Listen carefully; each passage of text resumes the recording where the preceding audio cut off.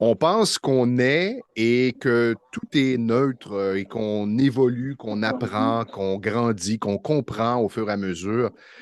Mais on est en fait avec des trucs qui appartiennent à des générations précédentes. Hein. 50% ou à peu près de ce qu'on est Au plus. provient de maman, en fait de grand-maman, de grand-papa, des ancêtres, etc., etc. Et tu dis plus. Alors imagine. Oui, plus parce qu'en termes de trauma, on dit que c'est plutôt 60 à 70%, 70% de générationnel et biographique, mais la partie biographique est beaucoup moins importante que la partie générationnelle, hein, ce qui nous est transmis, ouais, de nos ancêtres. Moi, ça a toujours été mon dada, hein, l'inné et l'acquis. Voilà, quand on arrive, c'est quoi notre bagage et c'est quoi surtout notre degré de liberté de pouvoir faire évoluer ce bagage. Oui, exactement. Est-ce qu'on est coincé avec ce qu'on a récupéré de nos ancêtres ou est-ce qu'on peut s'en libérer et laisser quelques casseroles et fardeaux derrière? J'ai un client qui avait cette timidité, cette introversion, et on a travaillé là-dessus. Et bon, il s'est libéré de ça.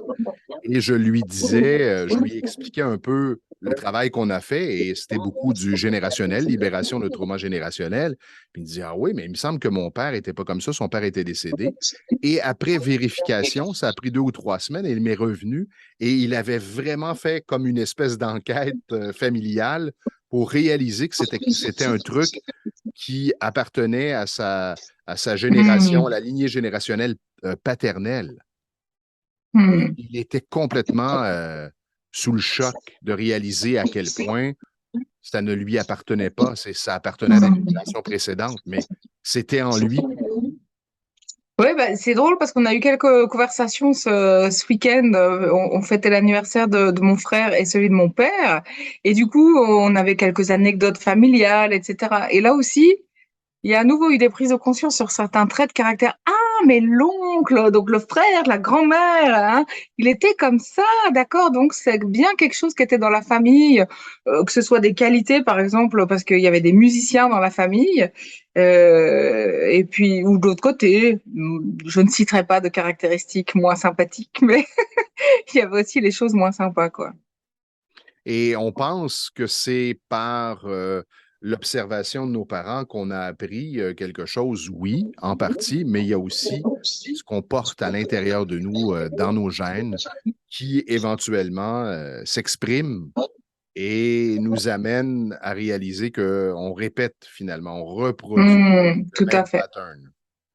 Alors, du coup, j'ai envie de citer l'expérience qui a été extrêmement connue, qui a été publiée dans Nature à l'époque. C'est justement sur cet impact entre l'inné et l'acquis.